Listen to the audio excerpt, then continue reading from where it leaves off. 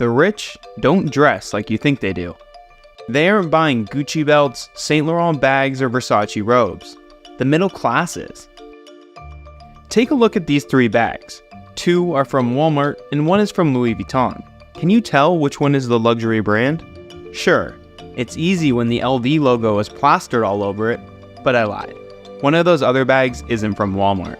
It's actually a Birkin worth over $30,000. Mainstream luxury fashion brands have trained us to believe that branding is everything, when in reality, most high-end products are really only status symbols for those that can't afford it. Real luxury hides in plain sight. If you've seen the show Succession, you're probably aware of how one character's featureless $625 cashmere hat helped popularize conversations regarding stealth wealth. While famous movie stars are often pictured in the regular designer brands that you've heard of, like Gucci and Balenciaga, many times they're paid to advertise it. The truly rich, that aren't constantly in the spotlight, have an entirely different kind of wardrobe, one based around minimalism, quality, and fit. For example, those plain gray t-shirts that Mark Zuckerberg wears, they are $400 custom made from Brunello Cucinelli, yet to most people, it looks like it could be from Target. In fact, when the truly rich do wear traditional luxury brands such as Prada and Valentino, they have access to exclusive designs that hide their branding. When most people think of luxury items, they're often reminded of brands that have strong advertising and a recognizable logo or design. Whether that be a Rolex watch, a Lamborghini sports car, or Gucci flip-flops, they're all easily identifiable as luxurious. While billions of advertising dollars have been spent to ingrain that message into your mind, often they aren't the pinnacle of quality by any means. They are simply highly regarded as a status symbol. Like many other animals on Earth, we place value on status symbols as they can project value upon ourselves.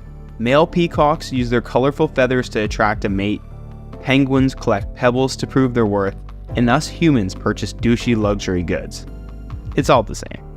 Status symbols merely attempt to prove that their owner is valuable. The reason we don't see the ultra-rich like Jeff Bezos dripped out in Gucci is because we all know he's rich. He doesn't need to prove it. However, when you see your neighbor or coworker wearing a new designer outfit, you immediately begin to wonder about how they are able to afford it. Turns out, a lot of the time, they can't. What'd you wear? Huh? Why'd you dress like that? Like that. What's you wearing? You look poor. In places with great income inequality, those people with lower incomes live under significant social stress. Their lower position in the social hierarchy is more obvious and more consequential. In response, some people purchase the kinds of goods that create the impression that they have money to spare, even when they don't. Researchers examined Google search trends across the US and found that people in states with relatively high income inequality were more likely to search for luxury brands than those in other states.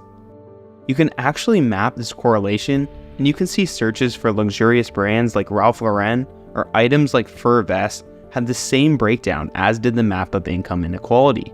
Despite what we think, that common luxury items are only purchased by the rich, it's actually the lower and middle class consumers that account for nearly half of the luxury goods market globally. People like to criticize those that overspend, yet they don't realize why people do it in the first place. For example, overpriced Air Jordan sneakers are popular amongst young African American men, including those from poor neighborhoods. Despite the fact that purchasing them might cause more financial stress, for many, it's considered a necessity. Critics of spending above your means on luxury items often fail to recognize the underlying effect that these luxury goods can have. For some, their status in society is insecure. Many people who are low income can't afford to appear like they are low income. It's hard to attract a romantic partner if you look like a broke loser, and good luck getting a good job if you show up at an interview looking like someone who's never had a good job before. The most obvious proof that these luxury items act as a necessary status symbol for the middle class is the sheer number of counterfeits that exist. From New York's Canal Street to China's AliExpress, you'll find no shortage of logo-riddled items. Their quality is usually subpar at best, yet its demand continues to grow. The more extreme income inequality becomes, the more pressure people feel to create the impression that they are succeeding.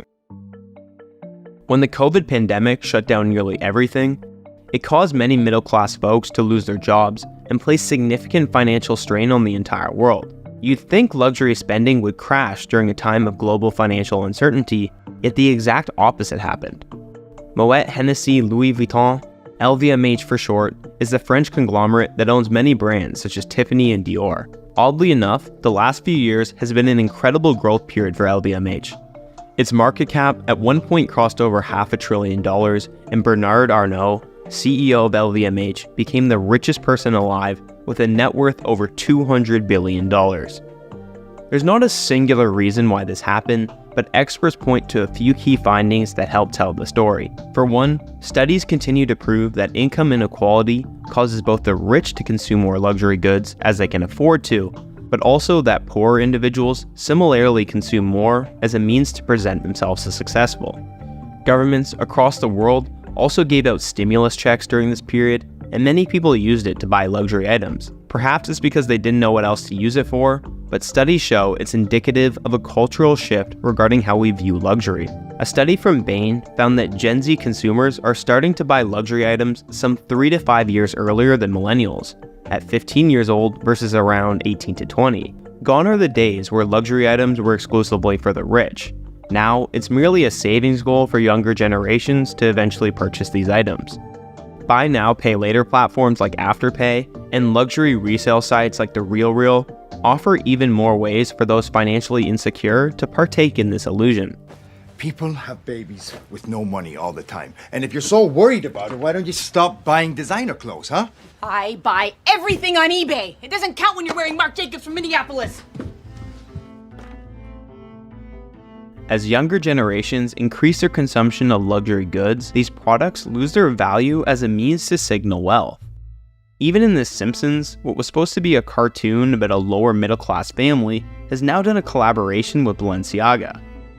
It's clear that mainstream luxury fashion brands have begun shifting away from targeting the rich and instead towards advertising to the middle class. To rationalize their expensive price relative to quality, these luxury brands are careful to thread the needle between growth and scarcity. Many companies do limited production runs or even destroy their excess inventory to create scarcity. Luxury fashion items have some of the highest margins across all industries, and they keep it that way through projecting a false sense of exclusivity. The idea that luxury has been diluted by the middle class has resurfaced many discussions regarding two so-called factions of wealth: old money and new money. Old money would be someone like a member of the Walton family who famously founded Walmart, and new money would be someone like your uncle who apparently made millions buying Bitcoin. Being old money suggests a kind of generational familiarity to wealth that doesn't require someone to show it off, compared to new money, which suggests someone didn't grow up rich and has a need or desire to project their newfound wealth. This tension between old money and new money has existed forever, perhaps most famously explored in F. Scott Fitzgerald's The Great Gatsby. Social media, especially since the show's succession, seems to have really obsessed over the idea that old money is classy and new money is trashy, especially when it comes to how they dress. In the show, when luxury items were worn, they weren't from brands you probably ever heard of, and besides looking well fit and of high quality, they weren't anything unique. They are ridiculously expensive, but only other rich people would know. The show clearly suggests that old money has quiet luxury and new money lacks subtlety. Oh, Pa, and everyone's laughing up their sleeves about your date. What? Why? Why? Because she's brought a ludicrously capacious bag. What? What's even in there? Huh? When we think of mainstream luxury brands, the first thing that comes to mind is often clothing that has its logo plastered all over it, but most fashion brands such as Ralph Lauren or Gucci typically also have a secondary sub-brand or style that lacks any obvious signs of branding, while also being higher quality and more expensive. It's kind of like how tech subscriptions have evolved. You can use the cheaper version with ads, or pay for premium and get a higher quality ad-free experience. Funny enough, an entire fashion subculture has now emerged that tries to emulate the old money aesthetic on a budget, which really just seems to be fashion designs like this. Companies like Zara and H&M have capitalized on this trend And although to some extent this is just another way of projecting a false sense of status, at least it can be far less expensive and not nearly as obnoxious.